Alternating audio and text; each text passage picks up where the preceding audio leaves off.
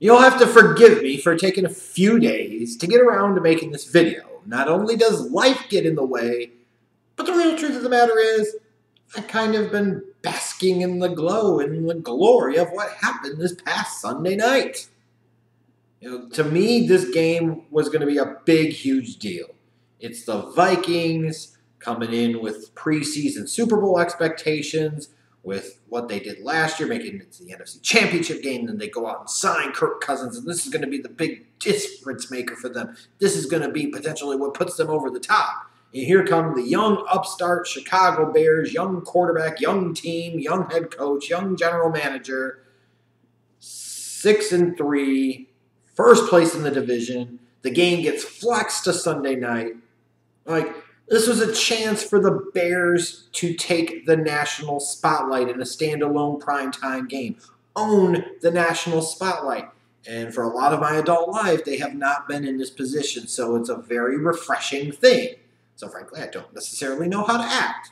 But show my ass, which is probably what I'll do yet again.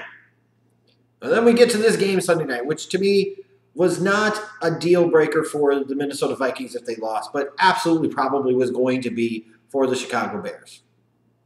You'd be at 6-4, a loss to the Vikings, loss to the Packers, not feeling good about things. The Bears needed this game more than the Vikings did, in my humble opinion. And by God, they started off the game like they did. They shut out that Vikings offense in the first half, which is no small feat. Have your opinions about Kirk Cousins, whatever they may be, but he doesn't suck. And he's got one of the best 1-2 combinations at receiver in the National Football League in Diggs and Thielen. And the Bears completely shut them out for the first half. Nothing. Goose egg. Nada. Only allowed 3 points in the first 3 quarters.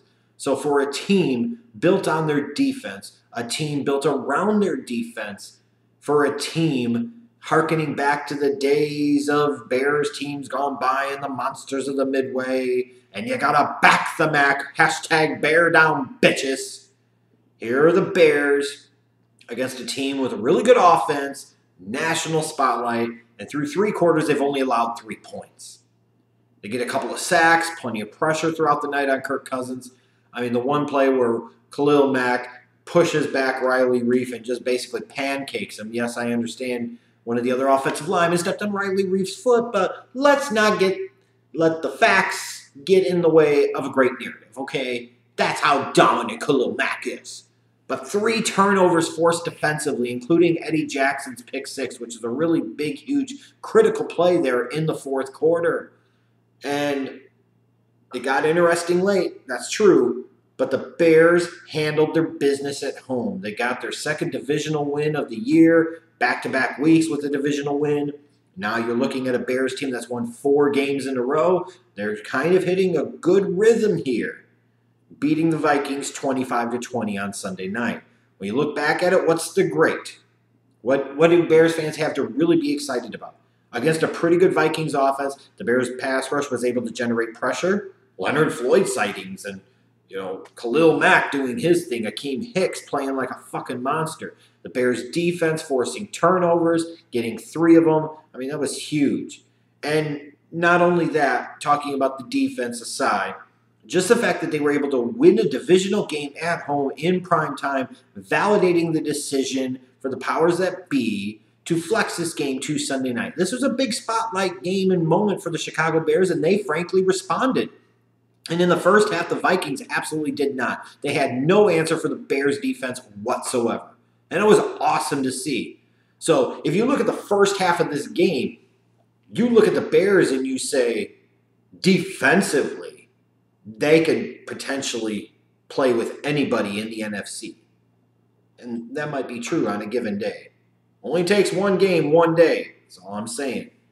So if you look at that, and you look at their ability to generate some pass rush and force some turnovers in a league that is so skewed heavily to the offensive side of the ball, sometimes the best thing you could do is be counterculture, and the Bears in some ways are counterculture with the strength of their defense. What was not so good about this game? Trubisky's kind of yo-yo night. He demonstrated some better pocket presence to me, better feel in the pocket, showed some good accuracy on some throws. I could see some progression in some areas, but then in other areas, he still made some bad decisions and some really, really bad throws. It's not that he totally sucks, is just that I don't see him getting as much better as a lot of other Bears fans are pretending and alleging him to be. Like they're on the Bears payroll and they refuse to accept that Trubisky still has major flaws, and he absolutely does. And to say otherwise is just complete and utter sheepish bullshit, period. He wasn't the biggest issue with this night, that's for sure. But there's got to be a little leveling out here. I mean, he's averaging like 5.3 yards per attempt in this game, so they're not really stretching the field consistently in the passing game. A lot of short dink and dunk type of passes. And then the turnovers. It's not just number of turnovers. It's when they happen and where they happen that could be really backbreaking for this Bears team at times. But because of their defense, it allows you to have a Trubisky make a mistake like that and not beat himself up too badly about it because he knows his team has his back. He knows the defense can pick him up, and they most certainly did on Sunday night. You look at Jordan Howard and Tariq Cohen, though. For a couple of backs that are really, really good, another so-so performance on the ground, 25 carries for 90 yards. You could blame the offensive line, and they certainly play a role in this. I think some of it you got to look at Howard and Cohen and how they're running the football, especially Howard. I don't think his vision and patience has been as good as it's been the first couple of years of his career. But I think a lot of this has to do with it's really hard for the Bears running game to get into a rhythm, to get into a flow because of the love of gimmickry and trickeration that Matt Nagy has as a play caller. He likes to do all these different things and run out of all these different formations, and that's fine and good, and sometimes that works. But at some point in time, that becomes your identity, and that's not an identity that you can win a championship with. You have to be able, with the way the Bears are constructed, to run the goddamn football better than they have been.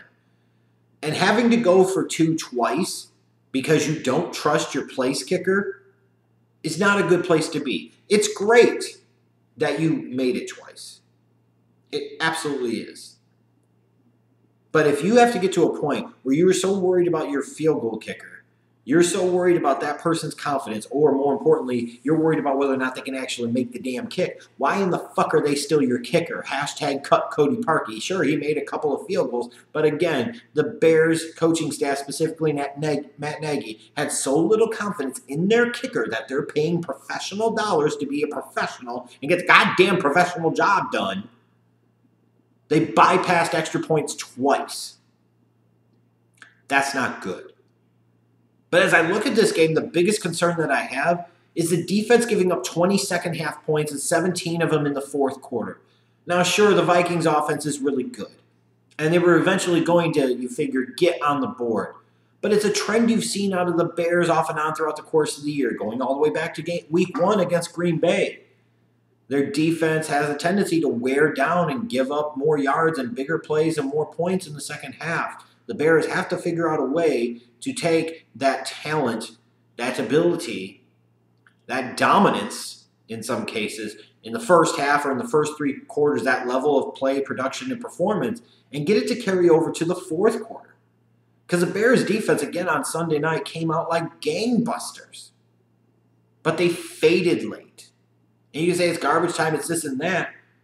But the Vikings were an onside kick away from making Sunday night a whole hell of a lot more interesting than it needed to be. And if you really want to look at this, if Eddie Jackson doesn't have the pick 6 return for a touchdown, who knows what could have happened? The whole narrative of the game could have shifted.